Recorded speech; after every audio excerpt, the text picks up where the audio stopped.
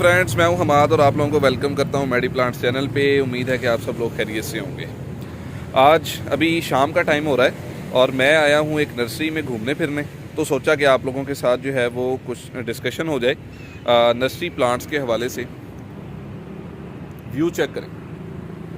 तो बात आज ये करनी है, एक परेशानी है जो कि हर गार्डनर को बिगिनिंग में होती है। जब वो एक्सपर्ट हो जाता है तो वो उस चीज़ को अंडरस्टैंड भी कर लेता है और उसको समवट मैनेज भी कर लेता है। लेकिन स्टार्टिंग में लोगों को ये डिफ़िकल्टी फेस करनी पड़ती है कि यार नर्सरी से हम जब एक हेल्दी प्लांट लेके जाते हैं तो घर जाके वो प्लांट वैसा हेल्दी नहीं रहता। ठीक है, उतनी अच्छी ग्रोथ शो नहीं करता, लीव्स ख़राब होने शुरू हो जाते हैं, कभी कुछ स्टार्ट हो जाता है। ठीक है, इस तरह के प्रॉब्लम स्टार्ट हो जाते हैं। तो आज इन तमाम बातों पे सरसरी सी एक जो है ना डिस्कशन होगी।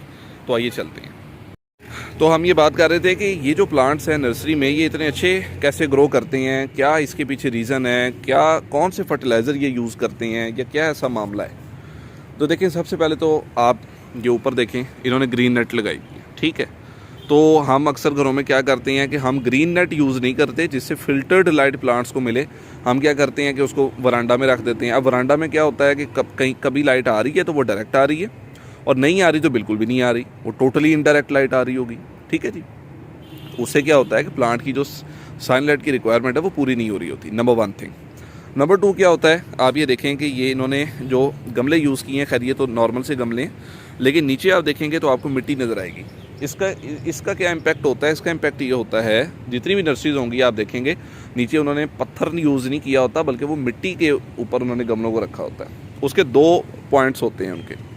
एक पॉइंट तो ये होता है कि पानी चूँकि वो नहरी दे रहे होते हैं, इस वजह से आसानी से पानी लग जाता है प्लांट्स को। उसका दो बेनिफिट क्या होते हैं कि एक तो इनकी रूट नीचे लग जाती है, और रूट नीचे लगने की वजह से क्या होता है कि प्लांट की जो ग्रोथ है वो बहुत अच्छी रहती है। क्यों?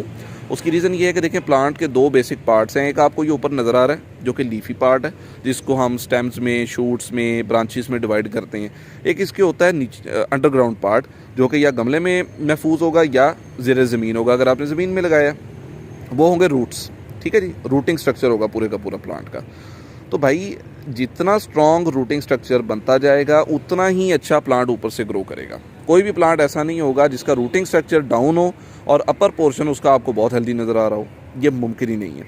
यानी वो कंटिन्यूसली हेल्दी कभी भी आपको नज़र नहीं आएगा। 1 और 2 डेज़ ज़ाहिरा आप उसका काट दें, वो लहदा चीज़ है।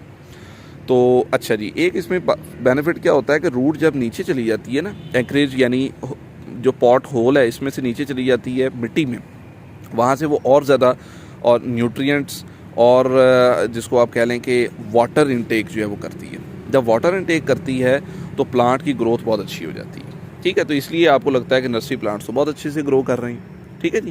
और दूसरा क्या होता है कि जब गर्मी आती है तो गर्मी के सीज़न में नीचे से इनको हीट नहीं मिलती, क्योंकि मिट्टी जल्दी गर्म नहीं होती, क्योंकि मिट्टी में समवट मॉइस्चर मौजूद होता है और पानी भी ऑफ एंड ऑन लग रहा होता है मॉर्निंग और इवनिंग में। ठीक है, सुबह और शाम में। तो उससे क्या होता है कि इनको हीट, इन पे जो गर्मी होती है, स्कॉर्चिंग हीट होती है, तेज़ गर्मी होती है, वो इन पे असर ही नहीं करती। ठीक है, या उसका जो असर है वो कम हो जाता है। और ग्रीन नेट तो ऊपर वो सर्दी में भी यूज़ कर रहे होते हैं, गर्मी में भी यूज़ कर रहे होते हैं, इसलिए हार्मफुल सनलाइट से भी वो बच जाते हैं। लेकिन अप्रोप्रिएट जो सूरज की रोशनी चाहिए होती है वो भी मिलती है। तो ये है जी सारी किस्सा कहानी। अच्छा पानी, अच्छी सनलाइट, अच्छी लोकेशन यानी ओपन लोकेशन जहाँ पे सनलाइट अप्रोप्रिएट आ रही हो, प्रॉपर पानी आ रहा हो, और जो एक रिक्वायरमेंट होती है प्लांट्स की कि उनको फर्टिलाइज़ किया जाए। अब फर्टिलाइजेशन के ज़ाहिर है दो मेथड्स हैं। एक केमिकल मेथड है। केमिकल मेथड में है कि भाई आप DAP यूज़ कर लें।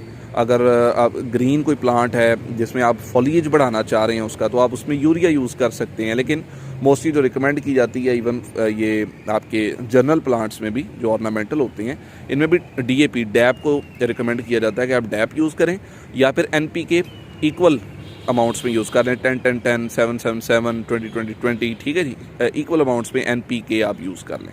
उससे क्या होता है कि बैलेंस्ड वो एक फर्टिलाइज़र होता है और प्लांट की जो ग्रोथ है वो बहुत अच्छी रहती है। ठीक है। अच्छा, एक और चीज़ जो मैंने ऑब्ज़र्व की है नर्सरीज़ में, वो भी मैं आपको बताता हूँ कि नर्सरीज़ वाले क्या करते हैं कि अब देखें, ये जो प्लांट्स ऐसे हैं ना, जैसे अब ये साइकस आपके सामने है, या ये वेरिगेटेड करोंदा है या पीछे ये पाम्स हैं, इनको तो वाइट फ्लाई या फ्रूट फ्लाई वगैरह जो है वो इफ़ेक्ट नहीं करती, लेकिन बहुत सारे प्लांट्स हैं जिनको करती है, जिसमें फ्लावरिंग प्लांट्स आ जाती हैं, हिबिस्कस है, रोजेज़ हैं, जरबराज हैं और इस तरह के बेशुमार प्लांट्स हैं, फ्रूटिंग प्लांट्स हैं जिनको ये जो तेला है, तेले का अटैक, काले तेले का अटैक हो जाता है। तो इनका क्या काम होता है कि ये रूटीन में स्प्रेज कर रही होती हैं, इनके हर 7 डेज़ या 10 डेज़ के बाद एक स्प्रे होता है, जिसकी वजह से जो प्लांट की हेल्थ है, ये देखें रस्कस कितना खूबसूरत लग रहा है, ये एमी नहीं लग रहा। इसकी रीज़न क्या है? इसकी रीज़न है इफ़ेक्टिव स्प्रेज, इसकी रीज़न है इफ़ेक्टिव फर्टिलाइजेशन, इसकी रीज़न है ये ग्रीन नेट जिससे अप्रोप्रिएट सनलाइट आती है इसको, ठीक है, रिक्वायरमेंट पूरी होती है। और इसकी क्या रिक्वायरमेंट है कि नीचे से प्लांट को शॉक नहीं लगता, पानी जो है वो अच्छा नहरी लग रहा होता है, ठीक है, और हर टाइम अवेलेबल होता है। हम घरों में क्या करते हैं, इवन मेरे अपने घर में, मैं बड़ा प्लांट्स का शौकीन बंदा हूँ, लेकिन मेरे अपने घर में क्या सूरत हाल हुई होती है कि पानी कभी लगाने का दिल नहीं कर रहा, कभी उसकी अवेलेबिलिटी इतना मुश्किल हो जाती है कि पानी लगाना मुश्किल हो जाता है। उससे क्या होता है कि प्लांट की ग्रोथ फिर मुतासिर होती है, ठीक है।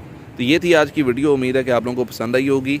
अच्छा, एक और रिक्वेस्ट है आप सबसे कि चैनल वीडियो क्लोज़ करने से पहले कि भाई चैनल को सब्सक्राइब लाजमी कर दें और अपने नीचे जो कमेंट सेक्शन होता है उसमें अपनी आरा हमें लाजमी दिया करें, अपने कमेंट्स हमें लाजमी सेंड किया करें, ताकि हमें पता चले भी हम कंटेंट अच्छा बना रहे हैं, नहीं बना रहे, या हमें इसमें इम्प्रूवमेंट कैसे करनी चाहिए। अपना ख्याल रखें। अल्लाह हाफिज़।